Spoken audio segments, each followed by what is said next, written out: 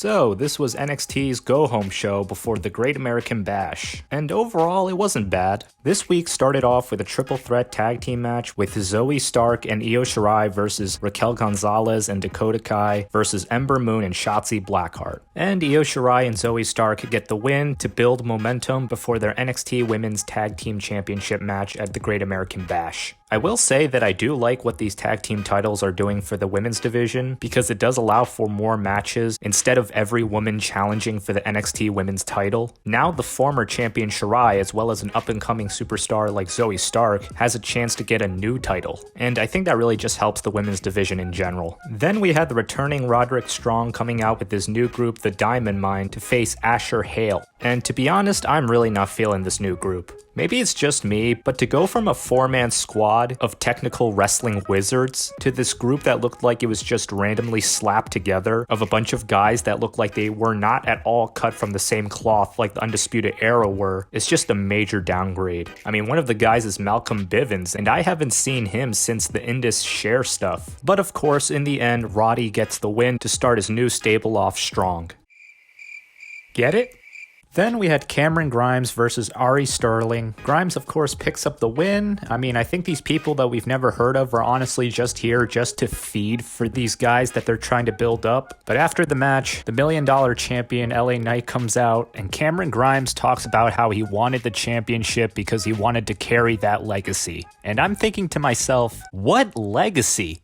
What, the $1 Million Man and Virgil? I think Ted DiBiase actually had a thing with it back in 2010. But other than that, that's not much of a legacy. But anyways, the two make a match for the $1 Million title at the Great American Bash with the stipulation that if Grimes loses, he becomes LA Knight's Virgil. Then we had Kyle O'Reilly and Adam Cole going face to face one more time before their match at the Great American Bash. And real quick, I think it's worth mentioning that at this point, I think Bobby Fish's absence is very noticeable because with Roderick Strong doing the Diamond Mine stuff and Cole and O'Reilly still being stuck in this feud, it honestly makes you wonder where Bobby Fish is, considering that he has returned, and I think he did have that one return match. But anyways, Cole and O'Reilly trade insults, just the typical stuff, and I was honestly fine with this promo up until Cole said that even Kyle's wife knew that he was the star of the Undisputed Era, and I just could not take that seriously, because in some contexts, it makes sense. When Randy Orton brought up Triple H's family during their feud back in 2009, it made sense because Orton was targeting the McMahon family. When Lesnar and Goldberg were feuding, and Heyman said that even Goldberg's kid will call Lesnar daddy, that made sense because Goldberg made his kid a huge part of his character. But in this instance, it just seemed really random and awkward, and it just seemed like a really cheap way to try to get Kyle riled up. But either way, O'Reilly locks Cole in the heel hook, makes Cole tap out, and stands over him to end their segment. Then we had Xia Li and Boa facing off against Mercedes Martinez and Jake Atlas in a mixed tag team match. And almost like always, the Phantom Lady sitting on the stage, Mei Ying, provided the distraction, which allowed Xia Li to capitalize with her signature spinning heel kick. But I think she actually botched it because I think she legitimately kicked Martinez across the face and knocked her out, which caused the referee to stop the match. And of course, I want Mercedes Martinez to be okay, but I think that really actually did help the Tian Sha faction because it made them look a lot more threatening, the fact that they were able to knock out a monster like Mercedes Martinez. Then the NXT Tag Team Champions MSK went face-to-face with Tommaso Ciampa and Timothy Thatcher the week before their title match at the Great American Bash, just like Cole and O'Reilly did earlier in the night. And it was your typical build-up to the championship match. Things got a little bit physical, but it still left the audience anticipating the title match. And all throughout the night, Johnny Gargano would attack Killer Kross to hype up an NXT Championship match between the two, which I'm honestly pretty excited about, given Johnny's track record for 5-star matches and how incredibly Killer Kross has been booked up to this point. So yeah, Johnny would attack Kross throughout the night, and there was this one point, which I think was the first of the attacks, where Johnny started punching Kross, and it just looked so fake that I honestly just had to bring it up because I just could not let it go. But then at the end of the night, Johnny Gargano and Austin Theory would attack Kross in the parking lot, but Kross would get the upper hand before choking out Gargano and taking out Theory, and then Kross tried to run Gargano Gargano over with his car, only for Samoa Joe to save Gargano at the last minute.